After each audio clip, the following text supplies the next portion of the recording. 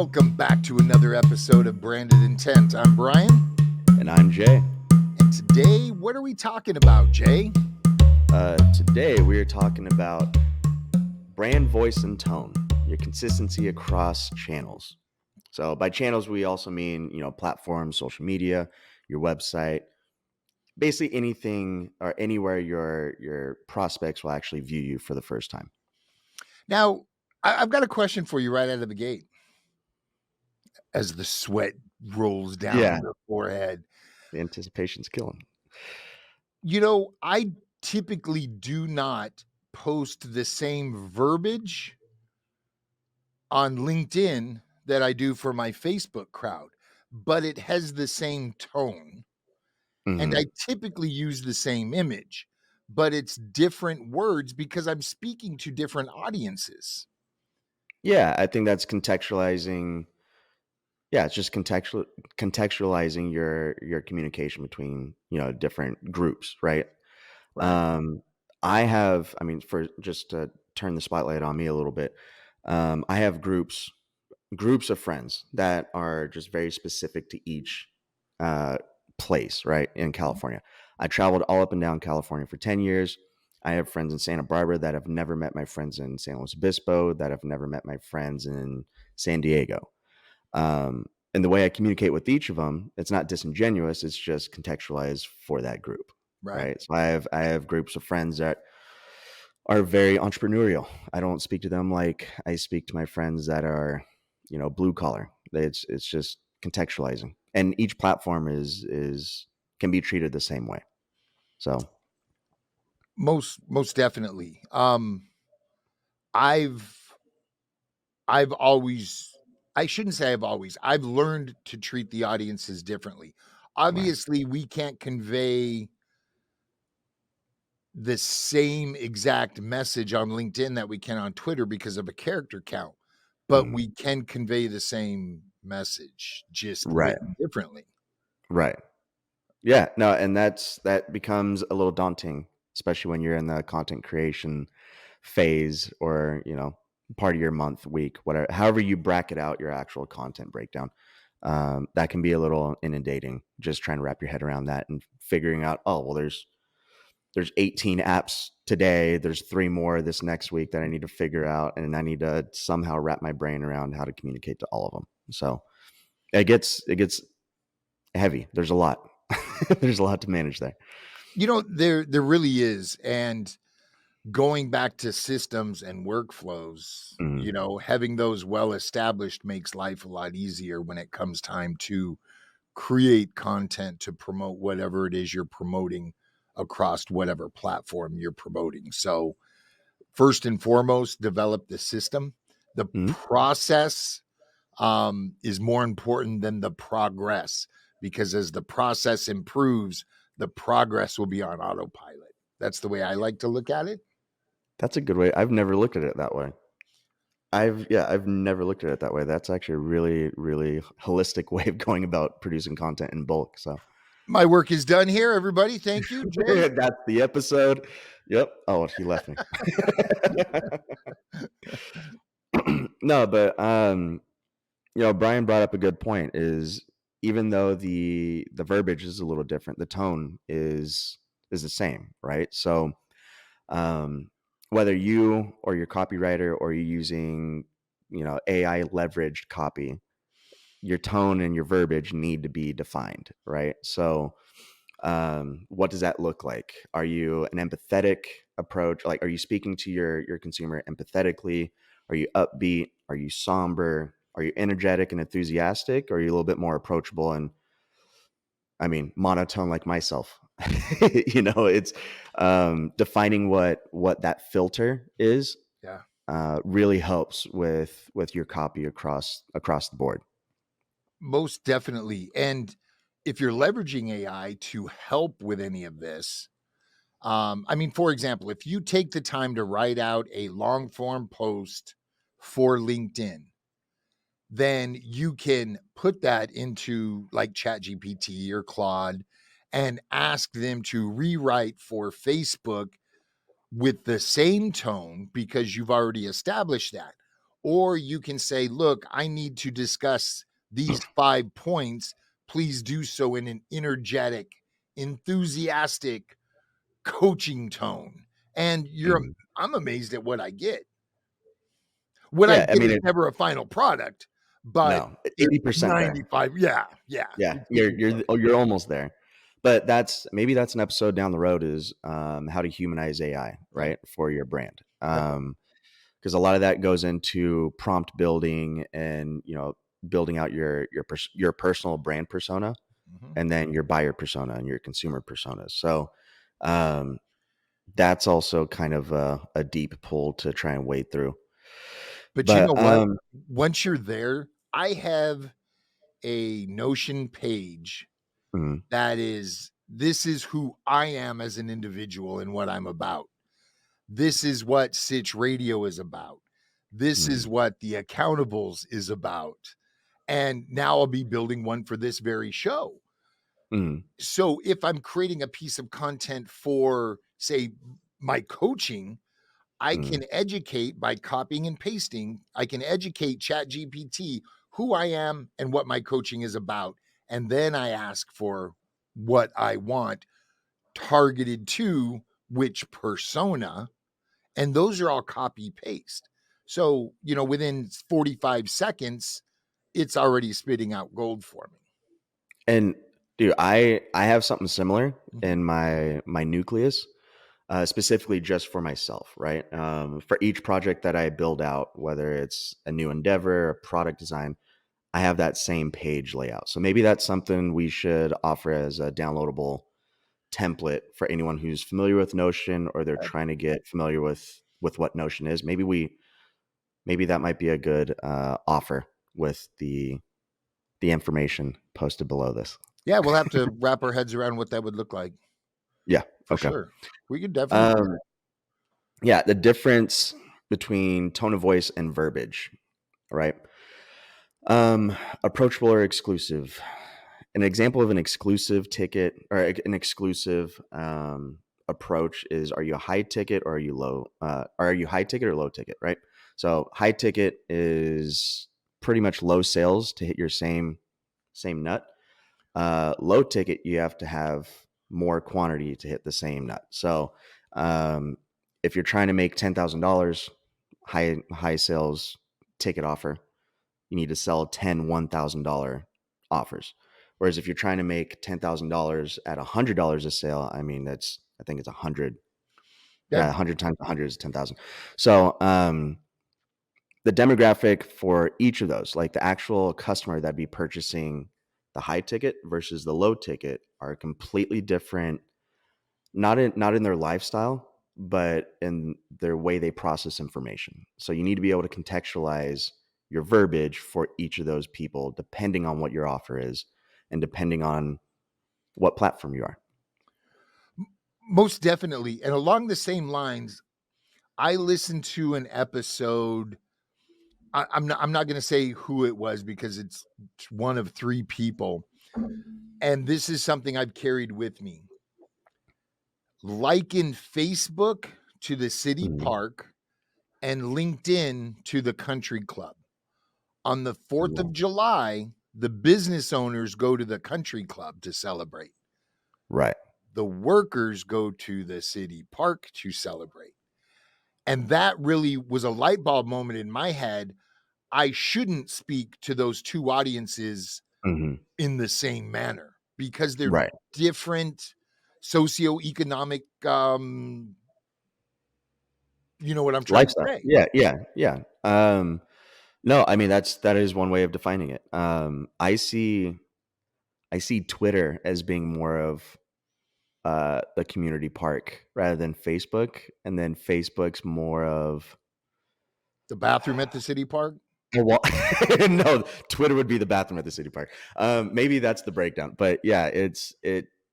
You just you interact with each platform a little differently.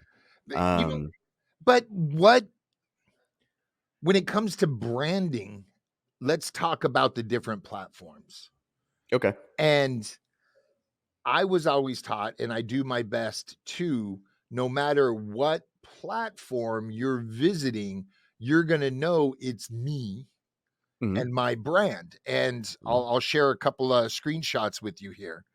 So this is my coaching on Facebook. Mhm. This is my coaching at Twitter, not the Yeah. restroom at the city park, or X now, as Elon so eloquently named it.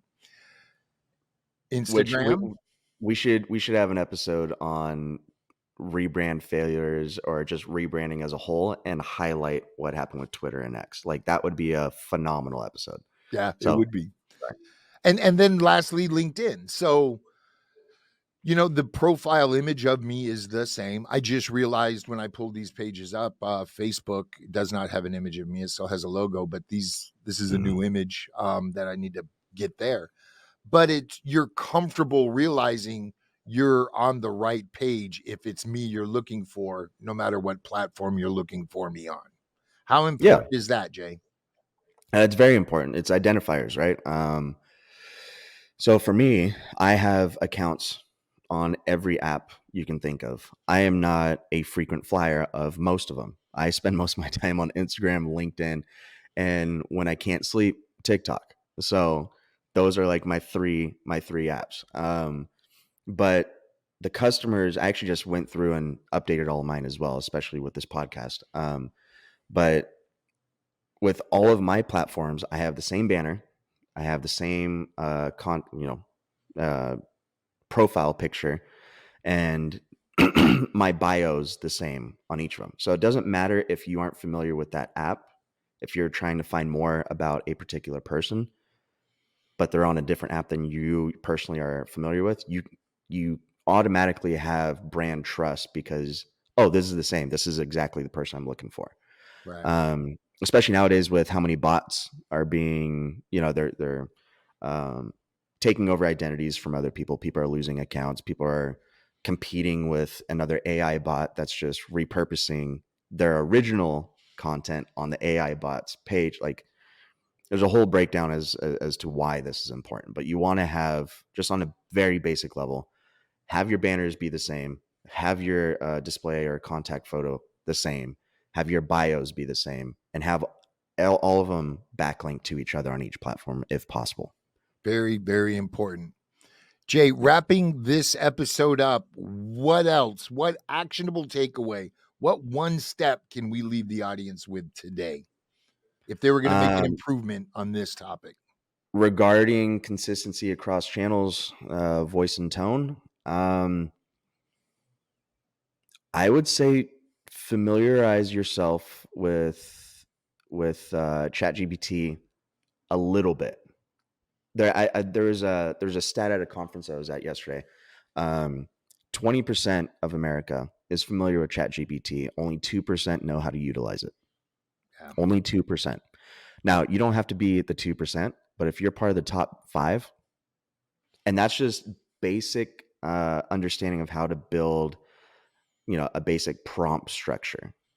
If you can figure out how to do that, there's tons of videos on YouTube. Maybe we'll link one, but it's one of those straightforward ones. Use YouTube, but there's going to be 30, 40 right off the bat.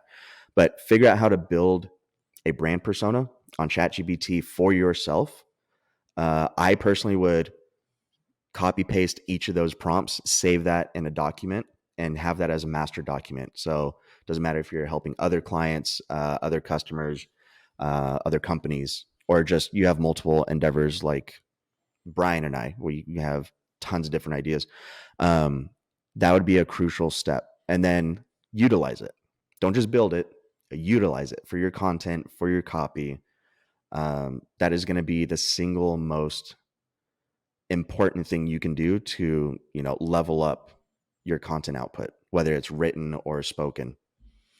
and when it comes to AI, I'd like to leave you with this. So many people are worried about AI is going to take jobs. AI is going to take jobs, except for those people that learn how to use it. And Mhm. it's free, and there's tons of free tutorials on YouTube. So be that person that learns how to utilize it. For example, I brainstormed with ChatGPT an idea that I normally brainstormed with a buddy. Mhm. And Honestly, I feel the content I got back was on par with this man, and this man's much more educated than I am, and that's Mhm. why I confide in him a lot of my crazy ideas.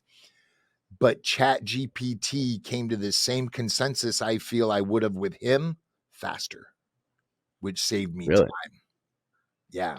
So don't be scared to ask ChatGPT, Mhm. I'm thinking about doing this. What should be considered if I want to be successful? Right. And you're going No, to be amazed at what you get back. not yeah, it's an incredible tool once you figure out how to leverage it, and the most successful people with AI right now, they aren't the most intelligent. They just know the right questions to ask, right? It's the same thing with researchers now with the internet 10 years ago. The Mhm. only difference between, you know, John Deere and Jane Doe was Jane Doe knew exactly what questions to put into the Google search bar and Right, John Deere didn't, right? right. So, another a way a workflow to leverage this for your guys' content output, right? So let's just add that as one last feeler.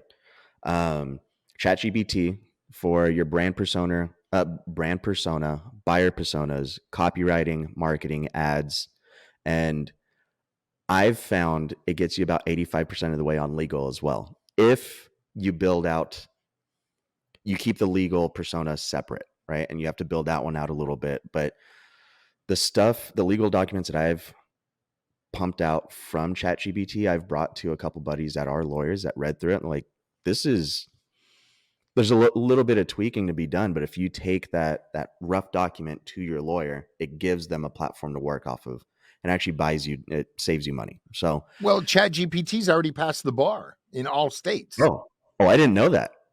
See, all right, so there you are. You got a lawyer in your desktop right now. Cross reference. So for take the legal out of what I just said. So that for your brand personas, buyer personas, copywriting, marketing, ads, copy, cross reference that with Grammarly to make sure that it's sound. And then after you have that Grammarly edited copy, put that into a humanizer. Because if any ad that has it scores too high on is this AI, it automatically downranks on socials now. So Meta, Instagram, to Twitter, they're starting to screen for AI copy because so many people are starting to use it. So you want to put it in a humanizer to get that. As far as automating your Instagram, which once again you can use ChatGPT for your template responses. Use MiniChat to plug in for that for content output. So this is after you have your ChatGPT generated scripts and you've recorded it, which you can record on your laptop. Um, Go to opus.io or opus.pro, upload the long form video recording, and it'll spit out all your social media. And then you can schedule all your posts through Canva and Adobe. So, um, AI, it's incredible. It for I don't know how long.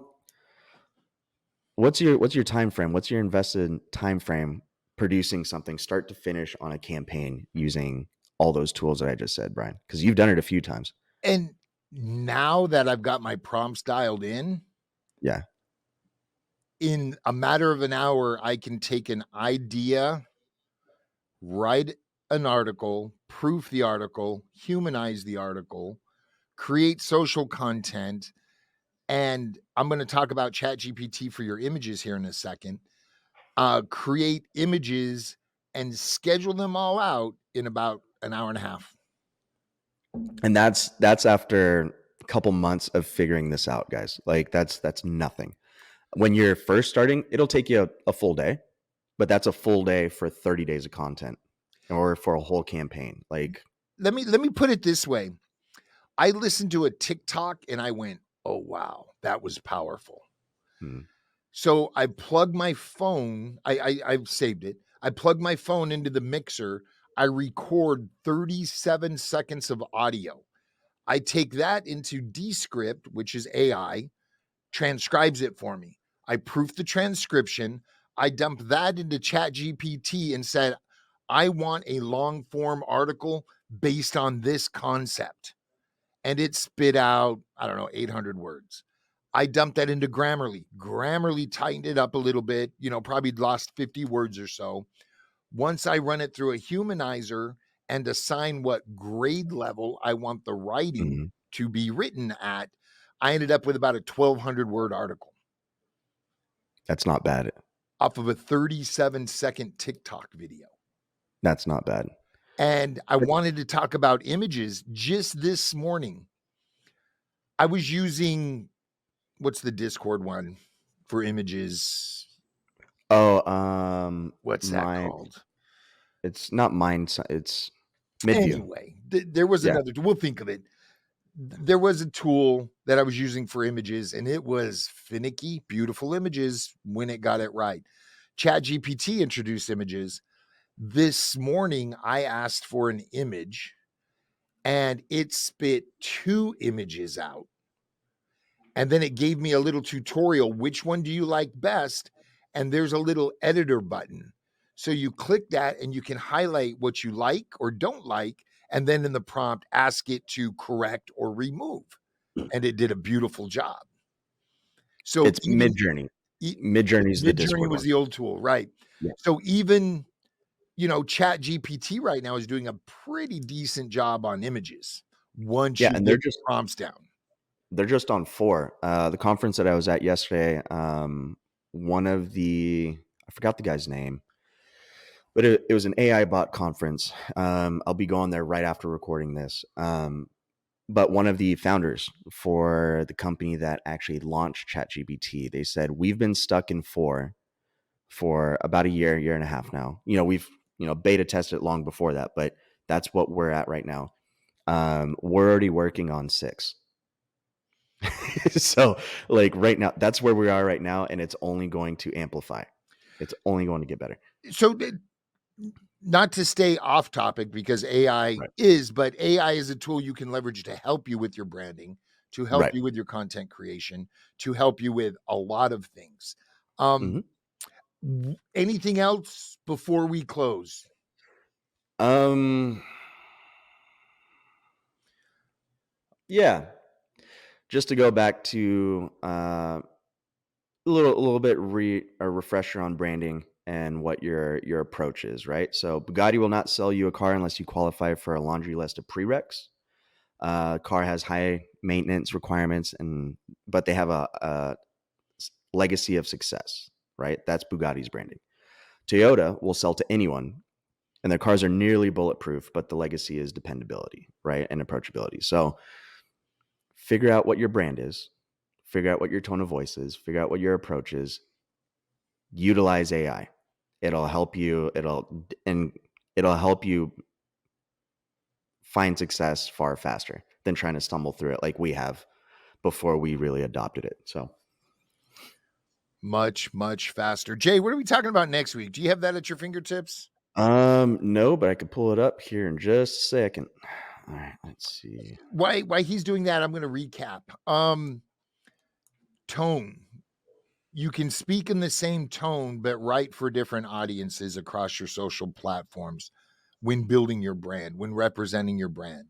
In addition to that, consistency across your platforms. You want your audience to know that they are on your page, no matter what social platform or profile that they're visiting. So, those things are very, very important. And for next week, we're going over digital branding, maximizing your online presence. So we're probably going to be leveraging AI in that conversation as well. Because I'm going through the notes right now, and yeah, we're going over SEO. We're going over what reading level.